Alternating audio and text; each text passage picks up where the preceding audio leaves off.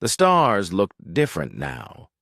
Commander Jake Harrison stared through the viewport of the starship New Dawn as it slowly emerged from the hidden base that had been their home for 500 years.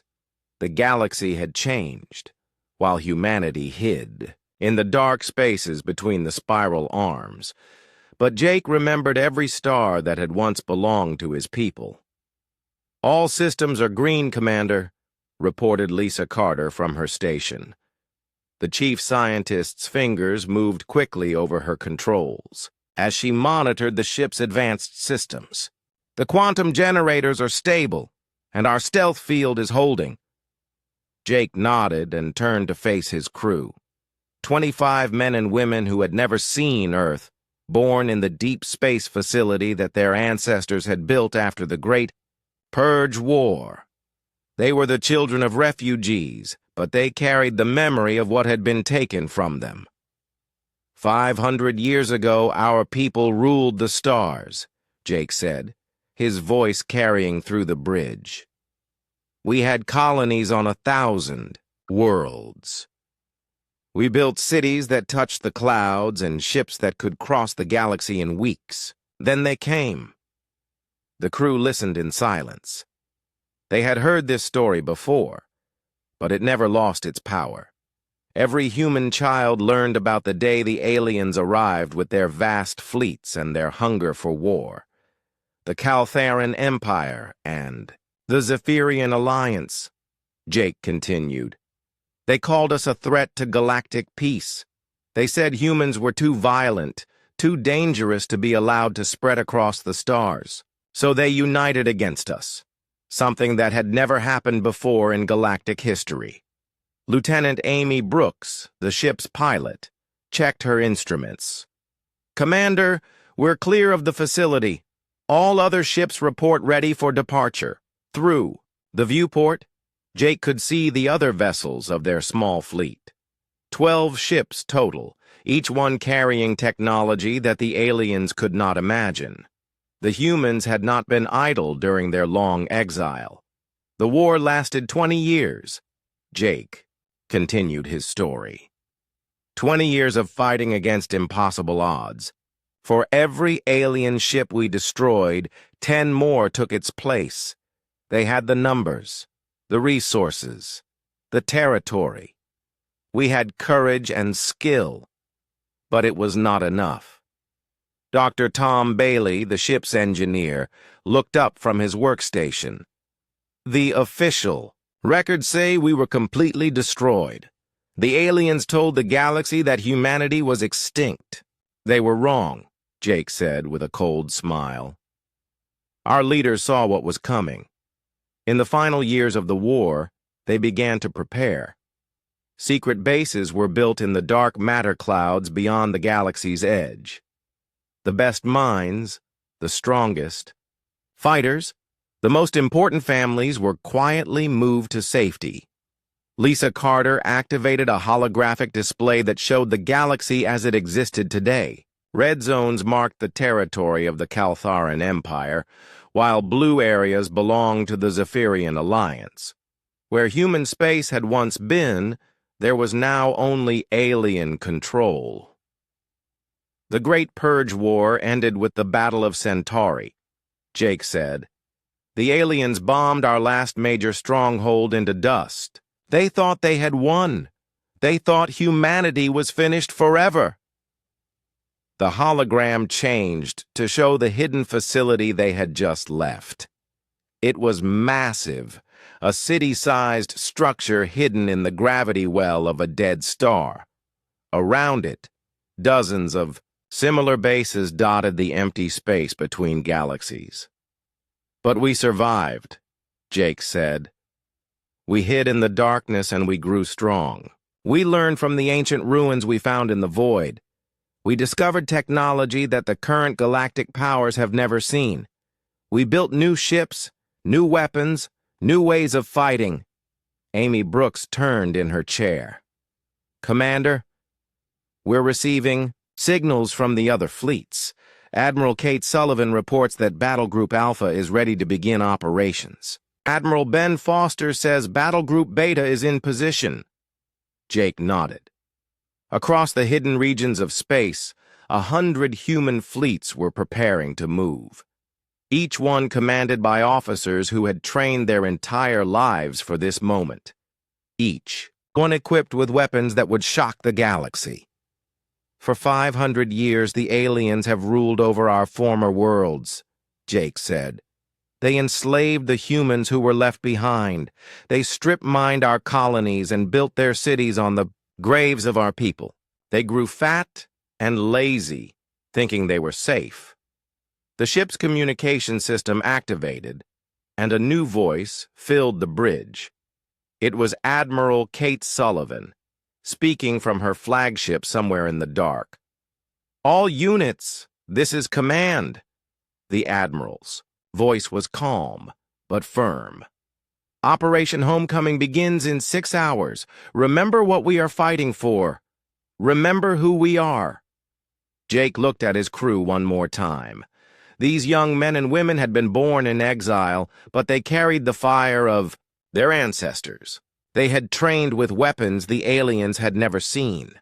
They had studied enemy tactics for decades. They were ready. "The aliens think we are extinct," Jake said. "They are about to learn how wrong they are. Today humanity returns to reclaim what was stolen from us. Today we begin to settle the ancient grudge."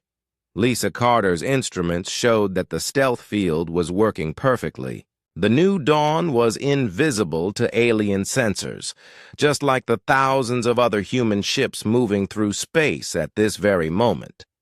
The galaxy would not see them coming until it was too late. "All stations report ready, Commander," Amy Brooks announced. Jake took his seat in the command chair and looked out at the stars that had once belonged to his people. Soon, they would again. "Signal the fleet," he ordered. "Begin the approach to target Zone 1. It's time to remind the galaxy that humanity is not so easily destroyed." The new dawn turned toward the distant lights of the galactic core, where unsuspecting aliens went about their daily lives. They had no idea that the children of Earth were coming home, and that they brought with them 500 years of anger and the technology to make that anger real. Behind them, the hidden base went dark and began to move to a new location. The humans would never again put all their hopes in one place. They had learned too much from their defeat to make the same mistakes twice. The hunt was about to begin. Captain Ryan Mitchell moved carefully through the abandoned human settlement on Kepler 442b. His team followed behind him, their advanced armor making no sound on the broken concrete. The buildings around them had once housed 50,000 human colonists. Now they were empty shells, covered in alien symbols that marked this world as property of the Caltheran Empire. "The orbital scans were right," whispered Tom Bailey, the team's engineer. He pointed his scanner at the nearest building. "No life signs in the main settlement, but there are energy readings coming from the old mining complex." Amy Brooks, their pilot, checked her wrist display. "We have 6 hours before the transport returns. After that, we're stuck here until the next pickup window." Ryan nodded and led his team toward the mining complex. The humans had built this colony to extract rare metals from the planet's crust. It had been one of their most successful operations before the war. Now it belonged to the lizard-like Caltharans, who worked it with slave labor. The three humans moved through the shadows between buildings. Their stealth suits made them almost invisible, another gift of the technology they had discovered during their exile.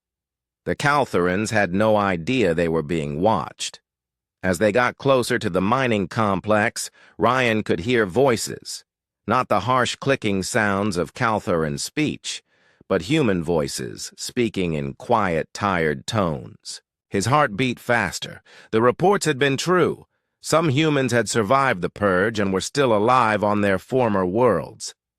There, Amy pointed to a group of figures near the mine entrance. Looks like a work detail. Ryan raised his binoculars and felt anger burn in his chest. A dozen humans in ragged clothes were loading carts with ore under the watch of 2 Kaltharan guards. The humans looked thin and exhausted. Some showed signs of beatings. All wore metal collars around their necks. Slave collars, Tom said, reading Ryan's expression. The same type we found records of in the Zephyrian territories. They deliver pain if the slaves try to resist or escape. One of the human slaves stumbled and dropped his load. A Kaltharan guard immediately raised his shock rod and struck the man across the back. The human fell to his knees but forced himself to get up and continue working. The other slaves kept their eyes down, knowing that looking would only bring punishment. Ryan watched for another hour as the work detail moved ore from the mine to the transport ships. The humans worked in complete silence, too afraid or too broken to speak. The Kaltharan guards seemed bored, as if beating slaves was just another part of their daily routine. "We need to document this," Amy said quietly. "Command needs to see what happened to our people." Ryan activated his helmet camera and began recording. Every image would be sent back to the human fleets waiting in the dark spaces. Every face would be remembered when the time came for justice. Far above the planet, Admiral Kate Sullivan stood on the bridge of her flagship, the Vengeance. The massive ship hung invisible in space, its stealth systems hiding it from the alien. Patrol ships that regularly swept the system. Around the Vengeance, 50 other human warships waited in perfect silence. "Admiral, we're receiving a transmission from the surface team," reported her communications officer, Lieutenant Steve Parker. "Put it through," Kate ordered. Ryan's voice crackled through the speakers. "Admiral, we have confirmation of human survivors in the mining complex. Estimated 12 individuals, all showing signs of long-term abuse. Kaltharan guards are using pain collars and shock weapons for control." Kate's jaw tightened. She had been born in exile, but her grandmother had lived through the Great Purge War. The old woman had told her stories about what the aliens did to captured humans. Seeing it with her own eyes was different. "How many guards?" Kate asked. 6 Kaltharans with light weapons. Standard patrol setup. The transport ship has maybe 20 crew members, but they look relaxed. No one expects trouble here." Kate looked at her tactical display. The alien forces in this system were minimal, just a few patrol ships and the mining operation. It would be easy to destroy them all, but that was not the mission. "Not yet. Continue observation," she ordered. "Document everything. We'll be back for them." "Understood, Admiral. Mitchell out." Kate turned to her tactical officer, Commander Maria Lopez. "How many systems have reported similar findings?" 17 so far, Maria replied. "Every former human world we've scouted has slave populations. The numbers vary, but the pattern is consistent. The aliens kept some humans alive to work the mines and factories." The Admiral nodded grimly. During the long years of exile, there had been debates about what had happened to the humans left behind. Some hoped they had been relocated to safe worlds. Others feared they had been killed outright.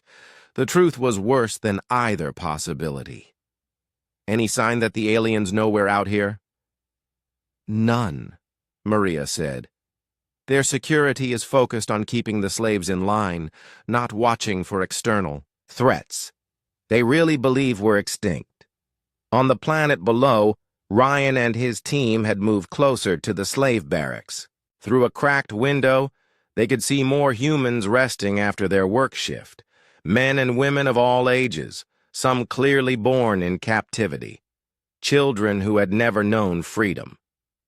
"Look at this," Tom whispered, pointing to marks scratched into the wall of the barracks. "Dates. They're keeping track of the days." Amy studied the marks. "This goes back almost 500 years. They've been counting every single day since the war ended." Ryan felt something cold settle in his stomach. These people had been waiting for 5 centuries, never losing hope that someone would come for them. Generation after generation had passed down the memory of freedom, keeping the dream alive even in the darkest circumstances. A new sound reached their ears, the heavy footsteps of Caltharan guards making their evening patrol.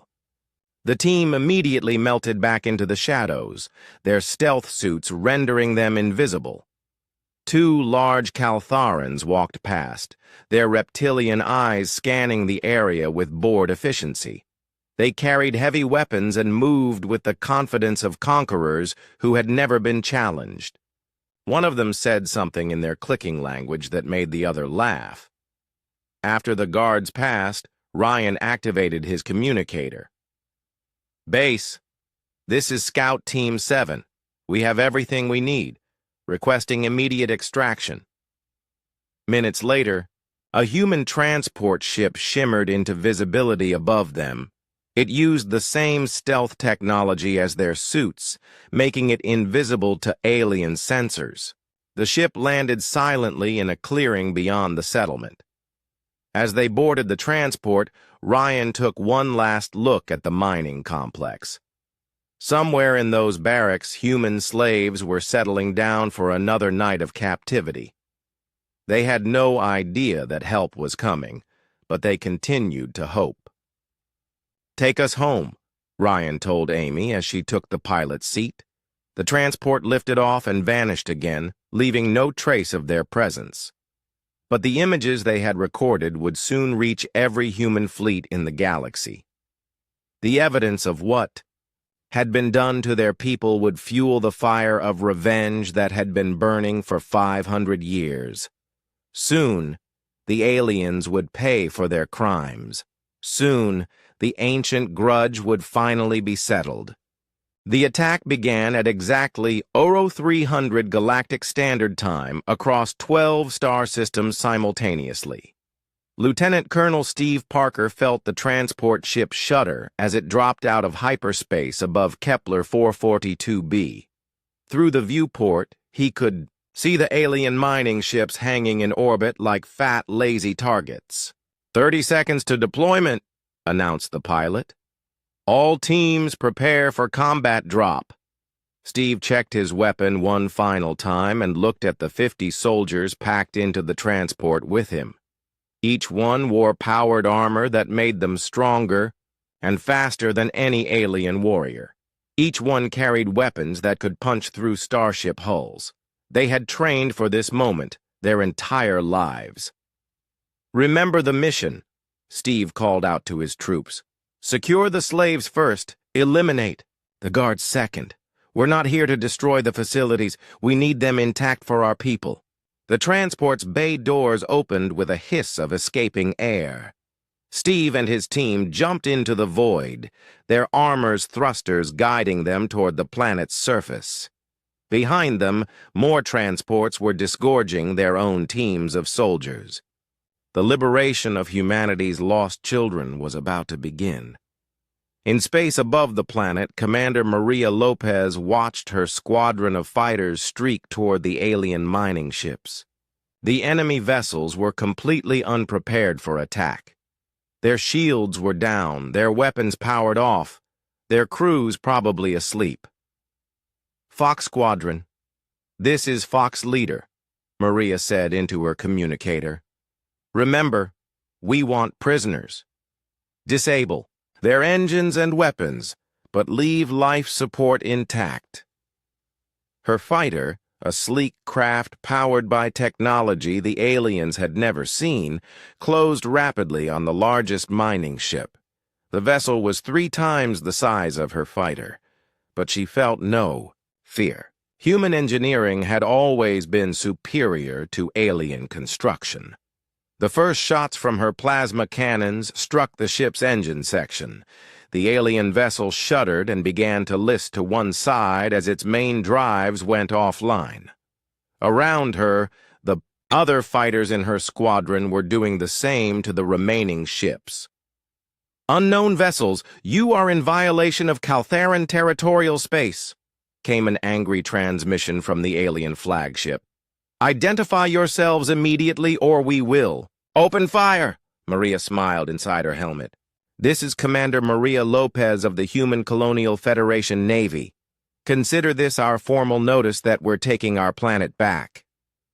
There was a long silence on the communication channel. Then the alien voice returned, sounding confused and frightened. "Impossible. The humans are extinct. You cannot be human." "We got better," Maria replied, and fired another burst at the ship's weapon systems. On the planet's surface, Steve and his team had landed near the slave barracks. The Caltharan guards were running around in confusion, trying to understand where the attack was coming from. Their primitive sensors could not detect the human stealth technology. Steve's enhanced vision picked out 6 guards near the main entrance to the barracks. He signaled to his team and they moved forward like shadows. The aliens never saw them coming. The first guard went down to a stunner blast that left him unconscious but alive. The second managed to raise his weapon before another human soldier disabled him. Within minutes, all 6 guards were neutralized without firing a shot. "Breach the barracks," Steve ordered. His soldiers used their armor's enhanced strength to tear the metal doors off their hinges. Inside, dozens of human slaves cowered in fear, expecting another beating from their captors. Instead, they saw armored figures that moved with human grace and purpose. "It's okay," Steve said, removing his helmet so they could see his face. "We're human, like you. We've come to take you home." An elderly man who seemed to be the group's leader stepped forward slowly. His face was scarred from years of abuse, but his eyes still held hope. "You're really human?" the old man asked in a voice rough from disuse. "Not some alien trick?" "We're really human," Steve confirmed. "My name is Lieutenant Colonel Steve Parker of the Human Colonial Federation Marine Corps. What's your name?"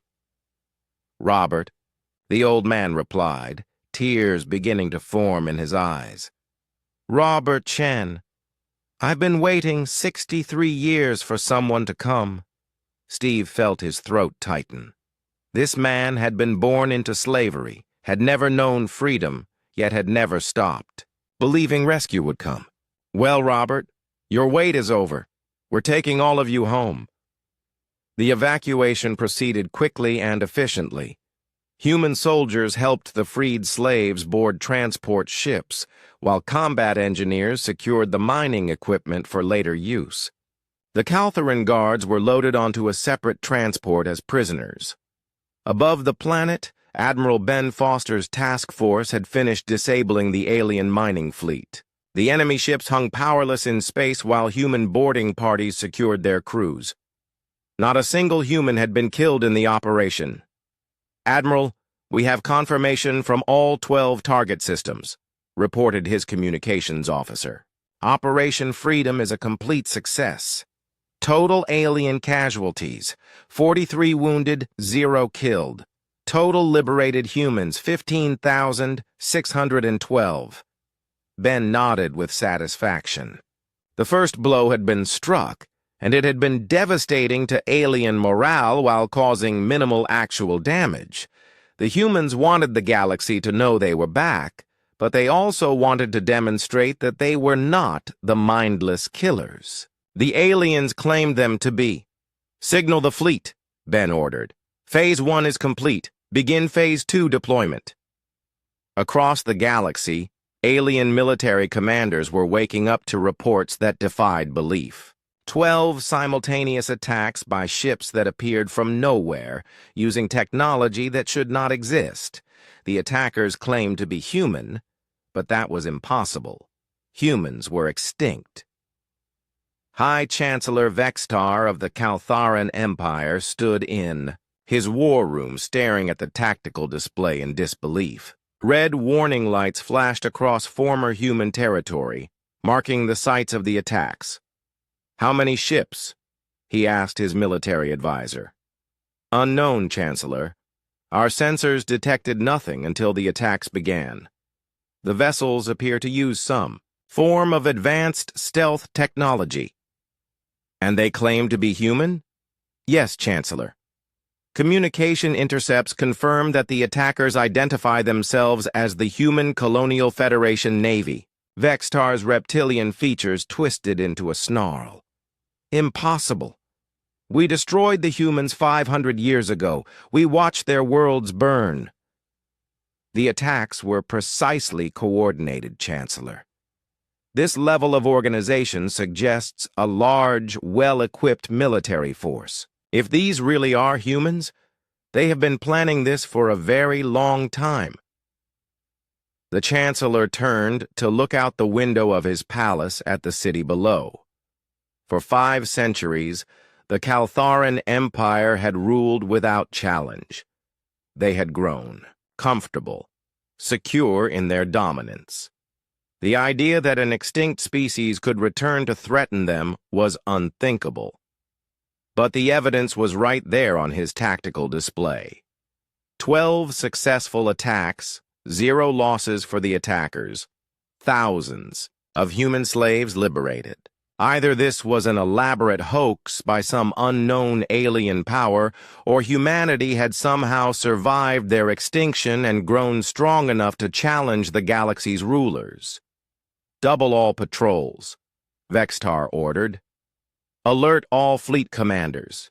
If the humans have truly returned, they will not catch us unprepared again." But even as he gave the orders, the Chancellor felt a cold fear growing in his chest.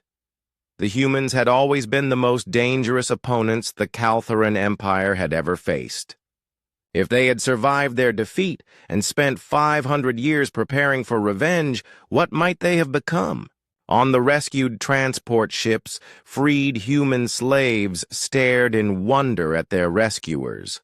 The soldiers who had liberated them were clearly human, but they seemed almost superhuman in their capabilities. Their armor, their weapons, their ships, everything was far beyond what the galaxy had seen before. "Where have you been?"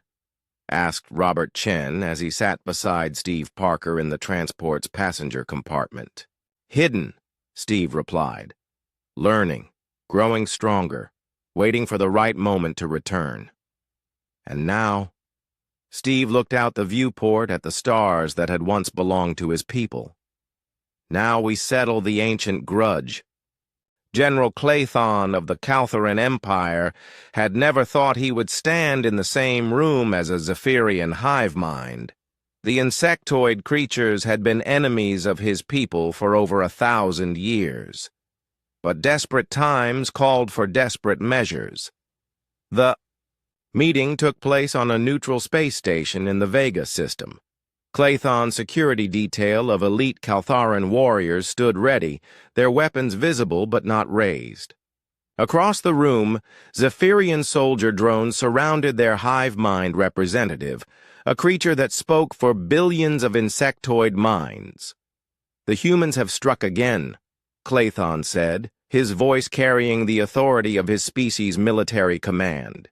7 more systems in the past week. Our losses are becoming significant. The Zephyrian hive mind, known as Zixara, clicked its mandibles in what passed for agreement among its kind. The collective has analyzed the human attack patterns. They demonstrate tactical superiority we did not expect from an extinct species. "Because they are not extinct," Claython replied grimly. "Our intelligence services have confirmed it. Somehow the humans survived the Great Purge War and have been hiding beyond the galaxy's edge for 500 years. Through the viewing ports of the space station, both alien leaders could see the massive fleets they had brought to this meeting. Hundreds of Caltharan warships hung in formation near an equal number of Zephyrian hive ships. It was the largest gathering of military force in galactic history. "The collective remembers the last war," Zixara said. "Human tactical innovation exceeded all projections. Their adaptation rate was unprecedented. If they have had 5 centuries to develop new capabilities, they will be far more dangerous than before," Claython finished. "Which is why we must set aside our differences. The humans threaten us both." Light years away, Captain Alex Turner sat in the intelligence center of the human stealth ship Whisper. His vessel hung invisible in the shadow of an asteroid, monitoring alien communications across the galaxy. What he was hearing confirmed their worst fears about alien cooperation. "Nicole, are you getting this?" he asked his intelligence officer. Lieutenant Nicole Davis looked up from her analysis station, her face grim. "Yes, sir. The Caltharans and Zephyrians are forming a military alliance. It's the first time in recorded history that these two powers have worked together." Alex studied the intercepted communications data flowing across his screens. Fleet movements, supply convoys, joint military exercises. The evidence was overwhelming. The 2 largest alien empires in the galaxy were uniting against humanity. "How many ships are we looking at?" Alex asked. "Conservative estimate? 15,000 warships between the 2 fleets. That's 3 times the number they had during the Great Purge War." Alex felt his stomach drop. The human fleets were powerful, but they numbered only about 2,000 ships total. Even with their technological advantages, those odds were daunting. "Signal command," he ordered. "Priority 1 transmission. The aliens are mobilizing everything they have." On the hidden world of New Terra, President Linda Walsh stood before the assembled representatives of humanity's scattered colonies. The underground chamber had been carved from solid rock, its walls lined with the flags of worlds that had been lost 500 years ago. "My fellow humans," she began, her voice carrying to every corner of the vast space. "Today, we face the same choice our ancestors faced during the Great Purge War. We can hide in the darkness and hope our enemies forget about us, or we can stand and fight for our right to exist." The representatives listened in silence. These men and women came from dozens of hidden worlds, each one a fragment of humanity that had survived in exile. They had built new societies in the void between galaxies, raised families in artificial habitats, and never forgotten their true home. "The aliens have united against us," President Walsh continued. "The Caltharan Empire and the Zephyrian Alliance have set aside 1,000 years of hatred to focus on destroying us. They remember what happened the last time humanity challenged their dominance." A murmur ran through the crowd. Everyone knew the stories of the Great Purge War, when humanity had fought alone against the combined might of the galaxy. The human fleets had won battle after battle through superior tactics and technology, but numbers had eventually told. "But we are not the same species they defeated 500 years ago," the president said, her voice rising. "We have learned from our mistakes. We have discovered technologies they cannot imagine. We have become something new, something stronger." She activated a holographic display that showed the current state of the galaxy. Red zones marked alien-controlled space, while small blue dots showed the locations of human fleets and hidden bases. "Operation Freedom was just the beginning," President Walsh announced. "In the next phase, we will liberate every human slave in the galaxy. We will reclaim our lost worlds. We will remind the aliens why they feared us in the first place. The SES representatives erupted in cheers, but the president raised her hand for silence. This will not be easy. The aliens have learned from the last war, too. They will throw everything they have at us. Some of us will not live to see victory, but those who do will see humanity take its rightful place as the dominant power in this galaxy. She paused, looking out at the faces of people who carried the hopes of their species. I am authorizing total mobilization. Every hidden fleet, every secret base, every human in exile will join this fight. The ancient grudge ends now, one way or another.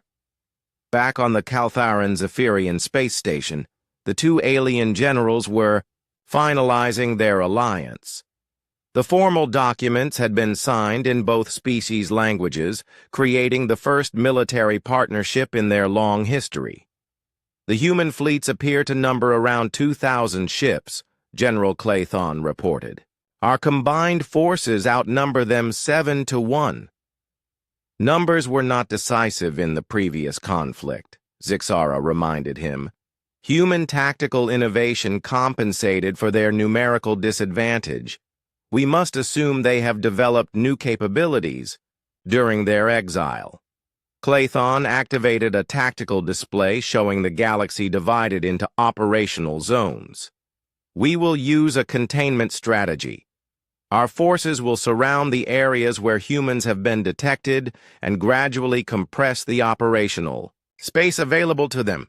The collective concurs with this approach, Zixara agreed.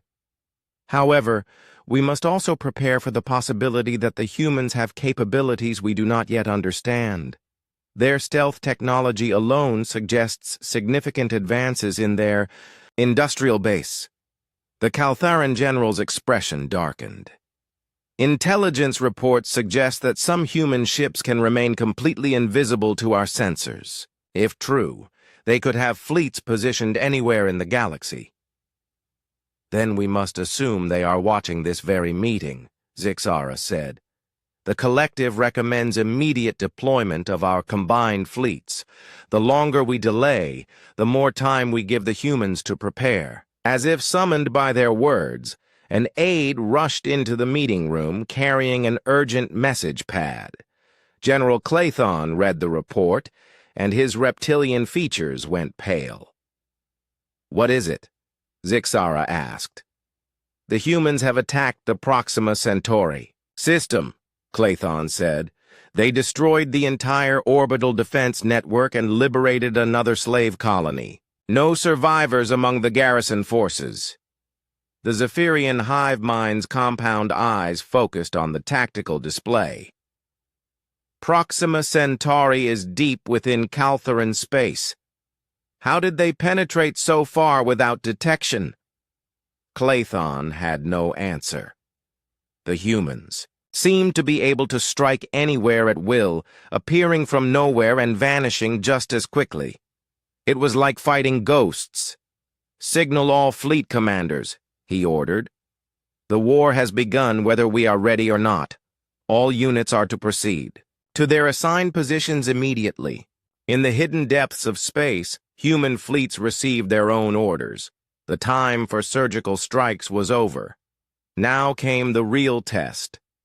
Could humanity's children prove they were worthy of their ancestors' legacy?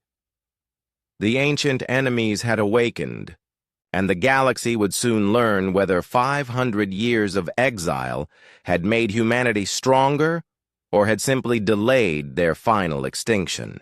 Dr. Chris Morgan stood before the massive viewing window of Research Station Omega, watching as the newest human warship completed its test run.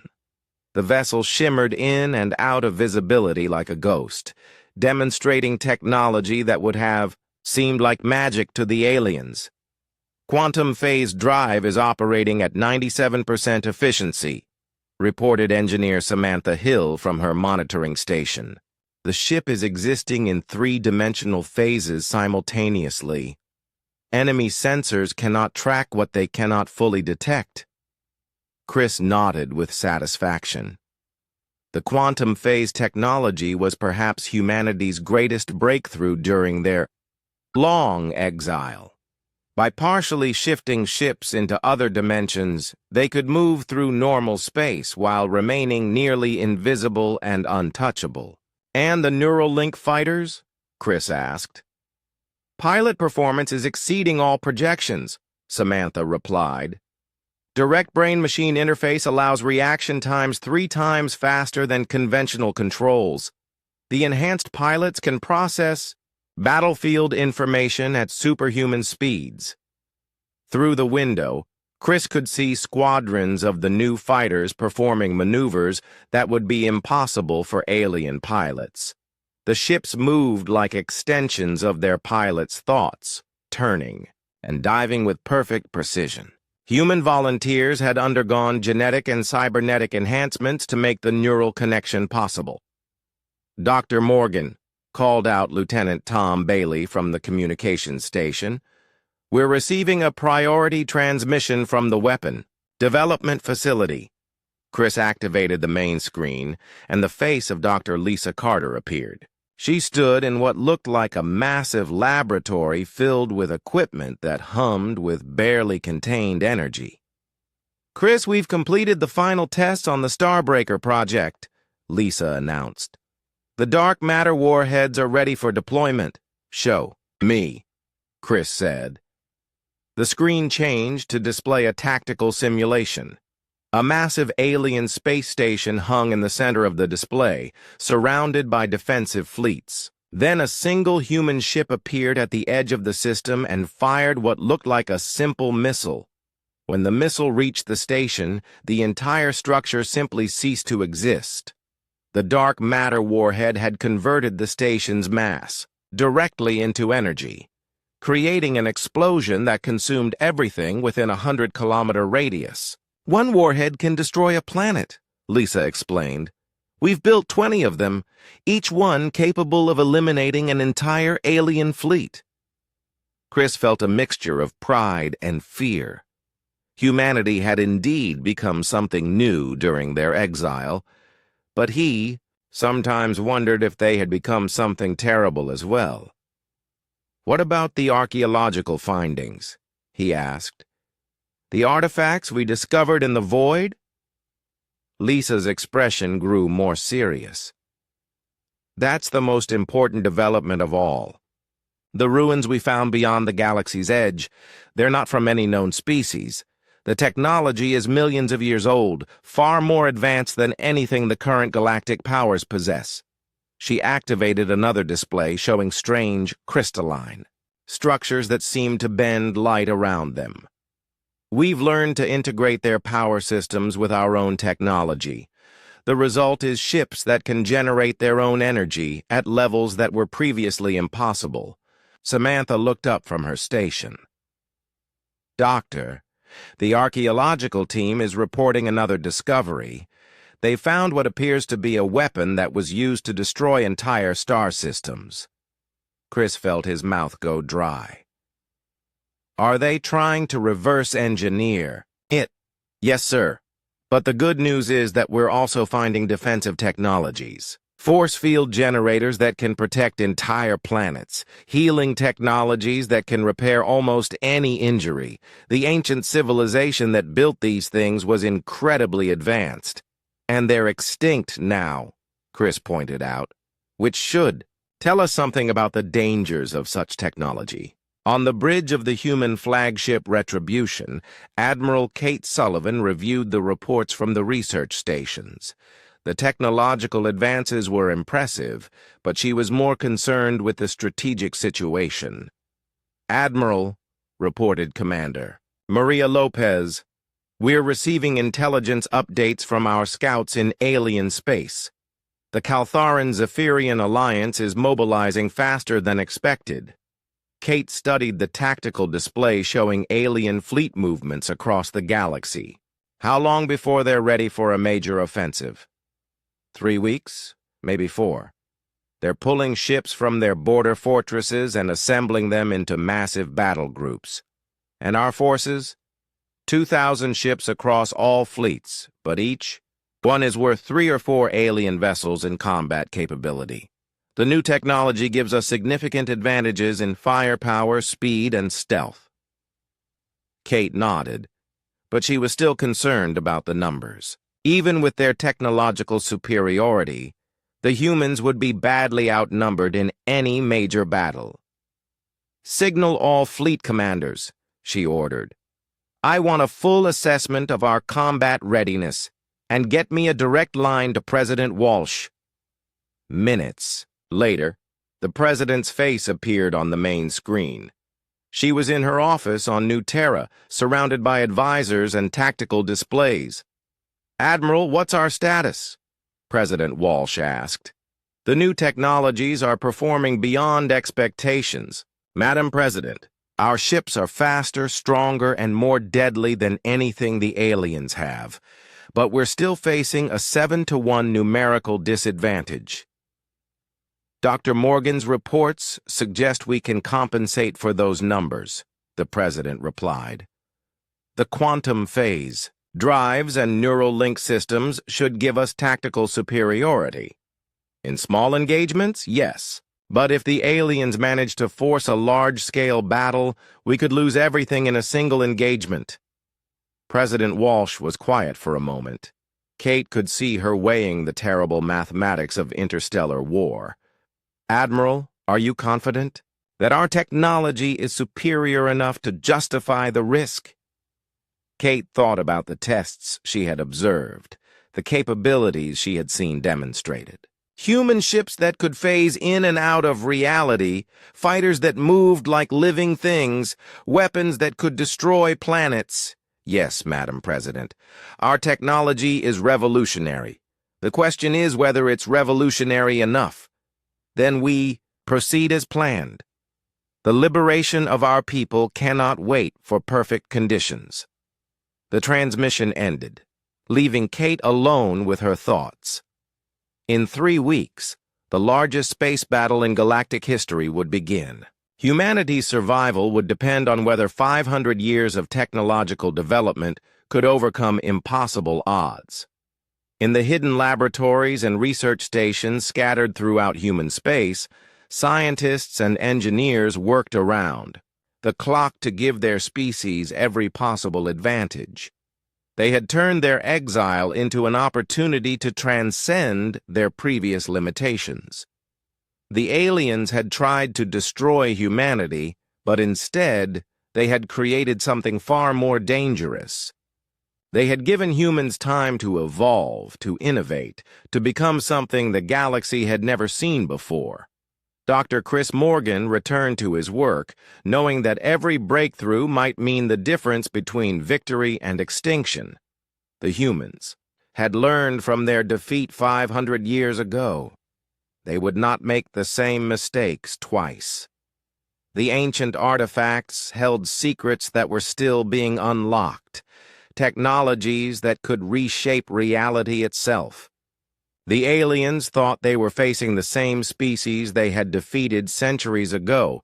They were about to learn how wrong they were. In the depths of space, human fleets prepared for war with weapons and capabilities that defied understanding. They carried the hopes of their species and the anger of 5 centuries of exile. The galaxy had forgotten to fear humanity. Soon it would remember. Admiral Paul Carter stood on the bridge of the human flagship Vengeance as it phased back into normal space at the edge of the Crimson Nebula.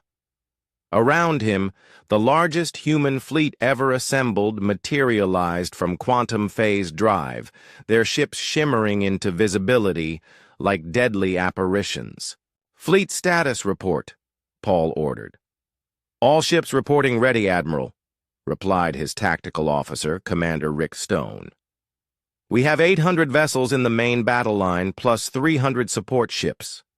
Every captain knows their assignment."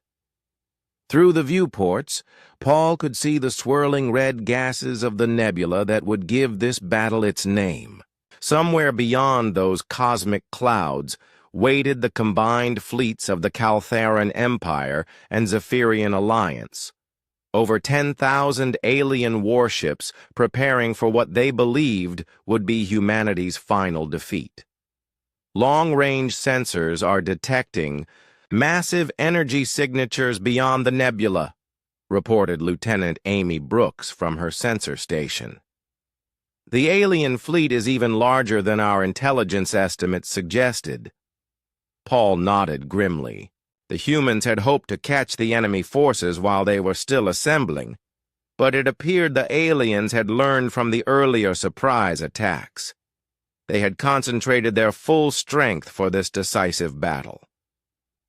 "Signal all ships," Paul commanded. "Execute Battle Plan Omega. Neural link fighters launch immediately. All vessels prepare for quantum phase assault." Across the human fleet, hundreds of advanced fighters streaked away from their carrier ships. Each one was piloted by an enhanced human whose mind was directly connected to their craft's systems. They moved with inhuman precision, their ships responding to thought rather than physical control. Colonel Lisa Bell led the first wave of fighters through the nebula's outer edge. Her neural implants allowed her to process tactical information at superhuman speed, seeing patterns and opportunities that would be invisible to unenhanced pilots. "Contact," she announced over the combat frequency. "I'm seeing the alien forward. Screen. Looks like 500 ships in defensive formation."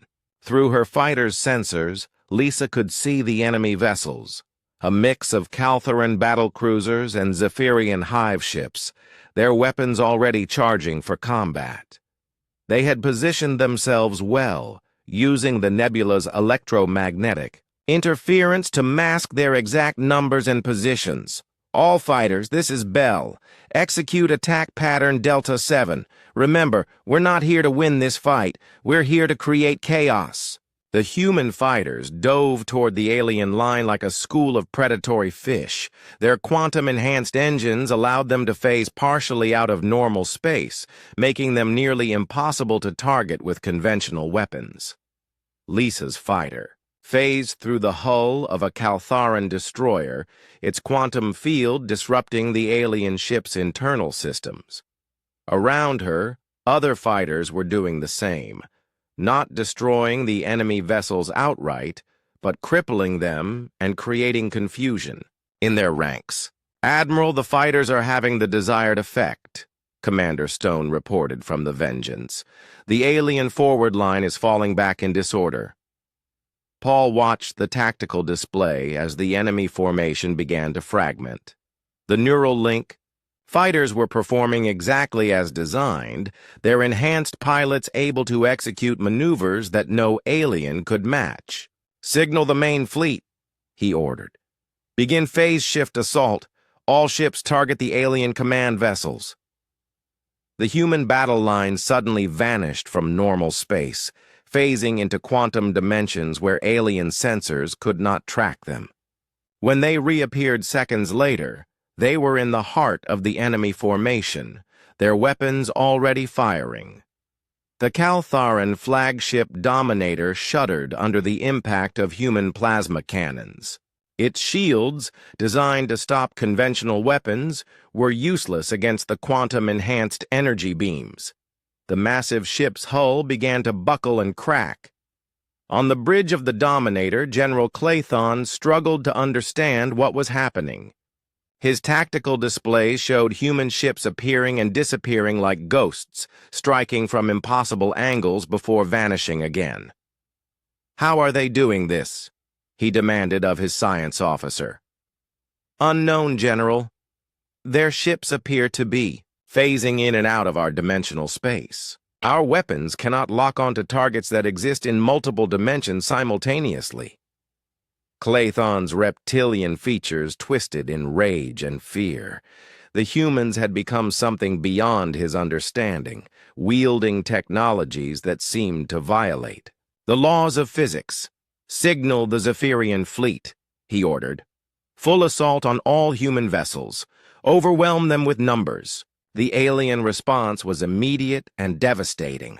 Thousands of ships opened fire simultaneously, filling space with enough energy to vaporize planets.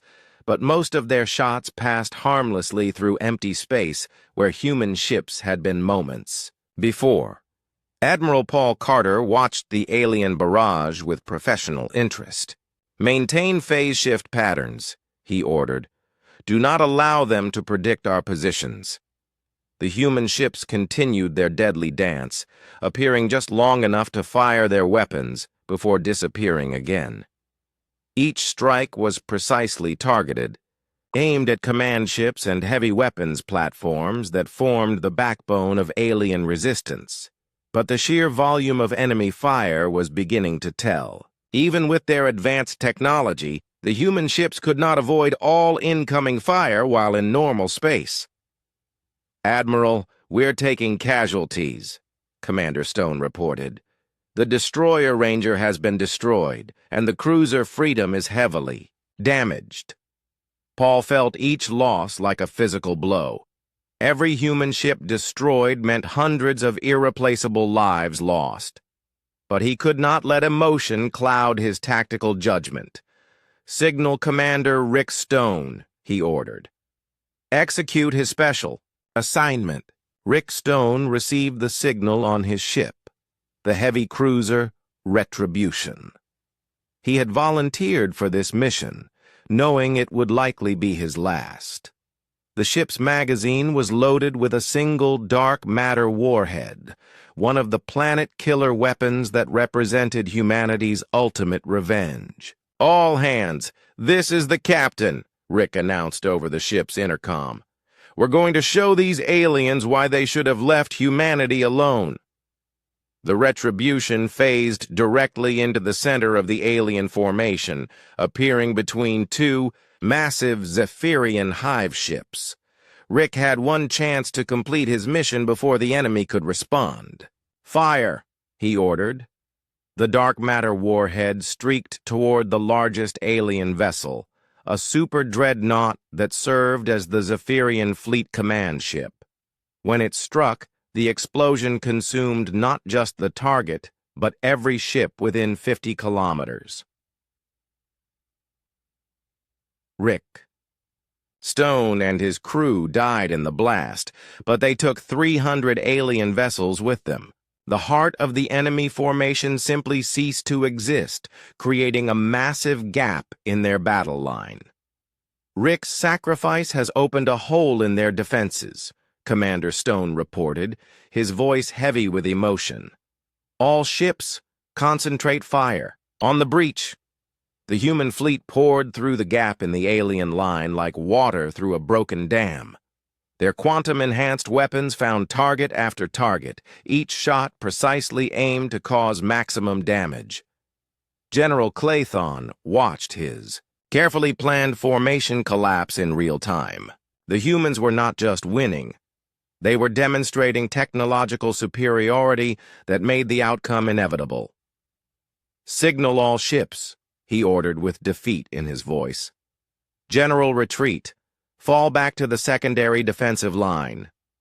But there would be no organized retreat. The human ships pursued the fleeing aliens like wolves hunting prey, their advanced sensors tracking every vessel that tried to escape. Admiral Paul Carter stood silent on his bridge as the battle wound down. The largest space battle in Galactic. History was ending in complete human victory. Of the 10,000 alien ships that had entered the nebula, fewer than 3,000 would escape. "Admiral, we're receiving surrender requests from multiple alien vessels," reported Lieutenant Brooks. "Accept all surrenders," Paul ordered, "but keep them under heavy guard. This battle is won, but the war is far from over." As the human fleet began the task of securing prisoners and salvaging alien technology, Paul thought about Commander Rick Stone and all the others who had died to achieve this victory.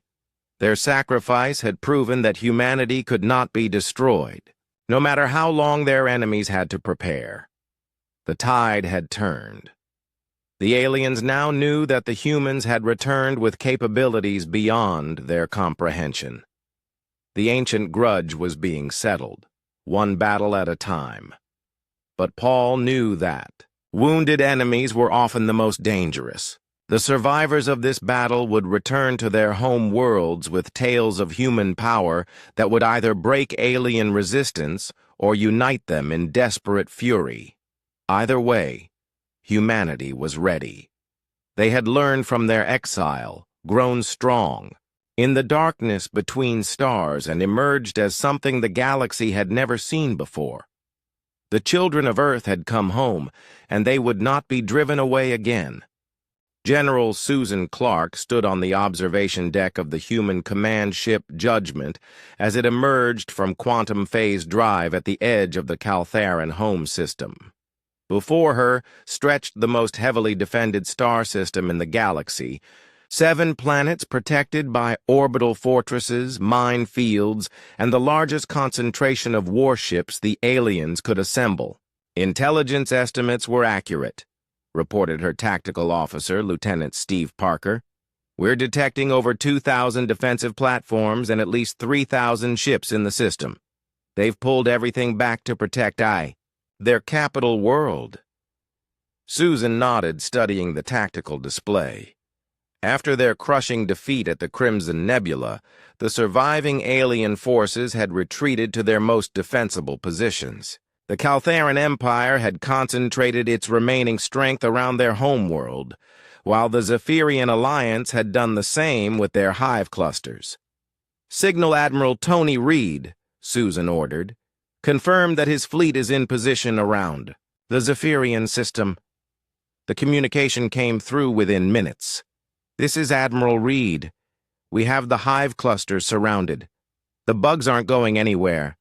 Susan felt a grim satisfaction.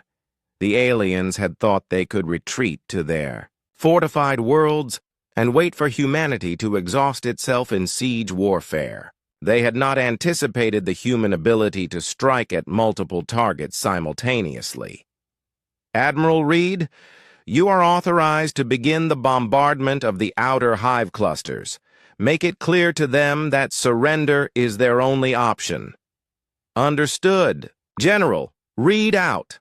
On the bridge of the human flagship Nemesis, Admiral Tony Reed watched as his quantum phase ships materialized around the Zephyrian defensive perimeter. The insectoid aliens had built their hive clusters in the asteroid belt of their home system, turning each rocky body into a fortress bristling with weapons. "All ships, commence bombardment," Tony ordered. "Target the weapon platforms first, then move to the hive structures." The human fleet opened fire with weapons the Zephyrians had never seen before. Quantum-enhanced plasma beams cut through their defensive shields like they were made of paper. Dark matter missiles converted entire asteroids into expanding clouds of energy. On Hive Cluster Prime, the central node of Zephyrian civilization, billions of insectoid minds felt fear ripple through their collective consciousness. The humans were not simply besieging them, they were systematically dismantling their defenses with terrifying efficiency.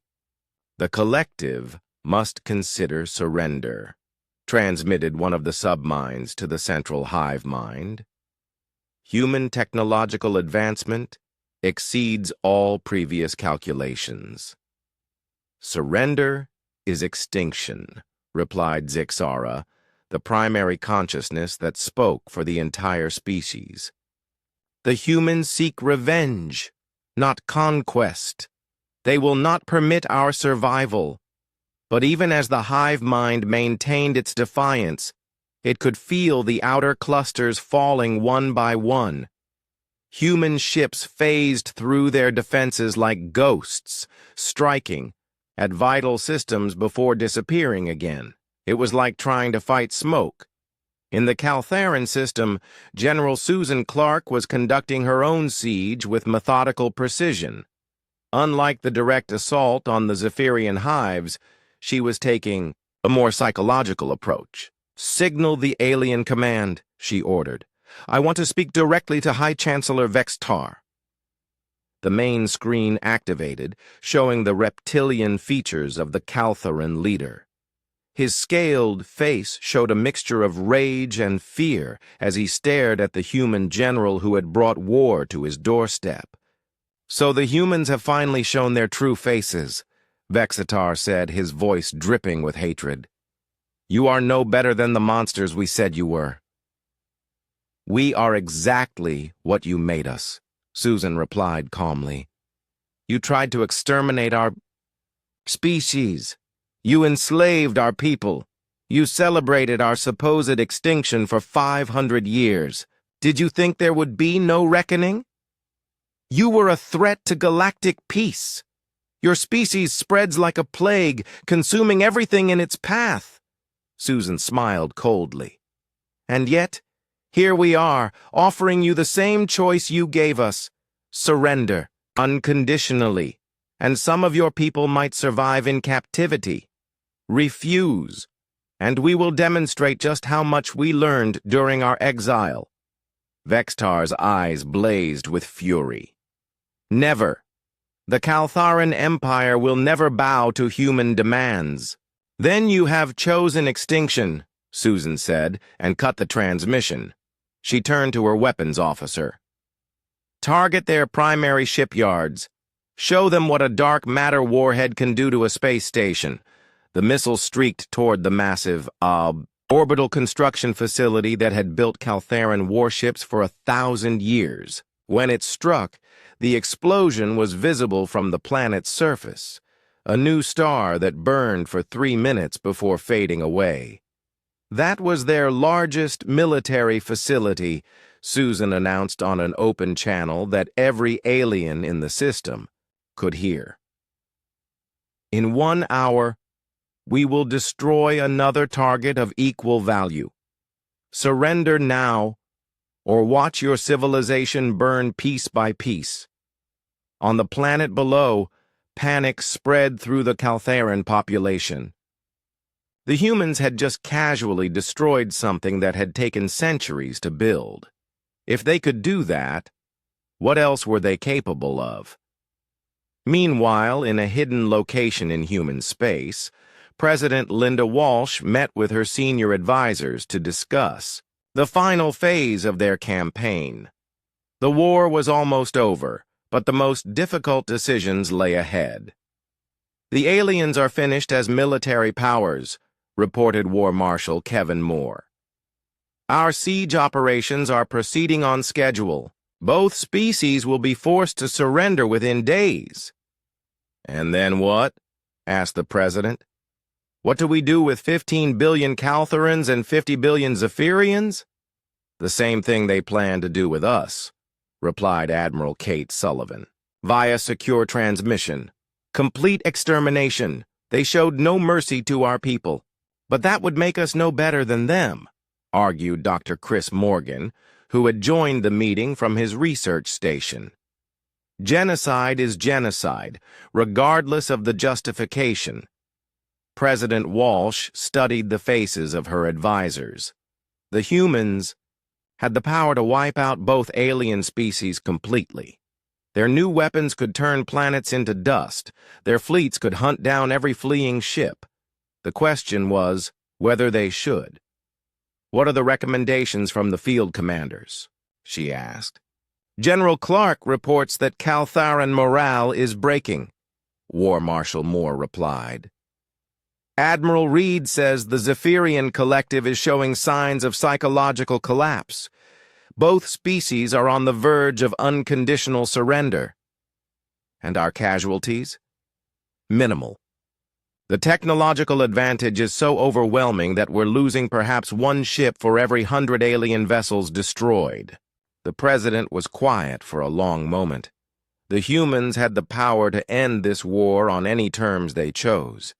The aliens who had once hunted them to near extinction now cowered in their fortress worlds, waiting for the final blow. "Signal our fleet commanders," she decided. "Continue the siege operations, but make it clear that surrender is still an option. We will accept nothing less than unconditional capitulation, but we will not commit genocide unless they force our hand. And if they refuse to surrender? Asked Admiral Sullivan. President Walsh's expression hardened. Then we finish what they started 500 years ago. Humanity will not be driven to extinction a second time. In the depths of space, human fleets continued their relentless advance. The aliens had nowhere left to run, no allies to call upon, no hope of victory. The ancient grudge was reaching its conclusion at last. Soon, the galaxy would learn whether humanity had returned as conquerors or as the very monsters their enemies had always claimed them to be. The choice, as it had always been, would be determined by the actions of those who had started this war so long ago. The reckoning was at hand, and the universe held its breath. Captain Danny White gripped the command chair of the experimental human super-dreadnought Retribution as it phased into normal space above Calthar Prime. The massive ship was humanity's ultimate expression of technological advancement. A vessel that existed partially in 3 dimensions simultaneously, armed with weapons that could crack planets. "All systems operational, Captain," reported his tactical officer, Commander Lisa Bell. "The quantum phase matrix is stable, and all weapon systems are showing green." Through the viewports of the bridge, Danny could see the Caltharan homeworld below. It was a beautiful planet of crystalline cities and floating spires, home to 8 billion reptilian beings who had once commanded a galactic empire. Now it cowered under the shadow of human retribution. "Signal the fleet," Danny ordered. "Begin. Final assault on orbital defenses. I want a clear path to the surface." Around the Retribution, hundreds of human warships materialized from quantum phase drive. They moved with perfect coordination, their neural-linked pilots responding to battlefield conditions faster than any alien could comprehend. The remaining Caltharan defense platforms opened fire desperately, but their weapons passed harmlessly through the phased human ships. Return fire from the human fleet was devastatingly accurate, each shot precisely targeted to cause maximum damage to the alien defenses. On the planet's surface, Colonel Rachel Stone led the final ground assault on the Caltharan capital city. Her enhanced Marines moved through the streets like unstoppable forces of nature, their powered armor deflecting alien weapons while their own shots found their targets with inhuman precision. "Command, this is Stone," she reported via quantum communication. "We have breached the Palace District. Resistance is collapsing across all fronts." The Caltharan defenders had fought bravely, but they were facing soldiers who had been enhanced beyond normal human limitations. The Marines could see through walls, move faster than alien reflexes could track, and coordinate their actions through direct neural links. "Colonel Stone, you are cleared to proceed to the High Chancellor's palace," came the response from General Susan Clark aboard the orbital command ship. "Remember, we want him alive for the surrender ceremony." Rachel acknowledged the order and led her team toward the massive crystal structure that had housed Caltharan leadership for 1,000 years. The building was beautiful, even in its defeat, its walls reflecting the fires that burned throughout the conquered city. Inside the palace, High Chancellor Vextar sat in his throne room surrounded by his remaining guards. The reptilian leader had watched his empire crumble in a matter of months, his supposedly invincible fleets scattered by an enemy that should not have existed. "Chancellor," reported one of his military advisors, "the humans have broken through the final defensive line. They will reach the palace within minutes." Vextar's scaled features showed no emotion. "Then it is over. 500 years of Caltharan dominance ends today. We could still evacuate you to the outer colonies," the advisor suggested desperately. No, Vextar replied firmly. I will not run from these humans like a coward. If this is to be our end, then I will face it with honor.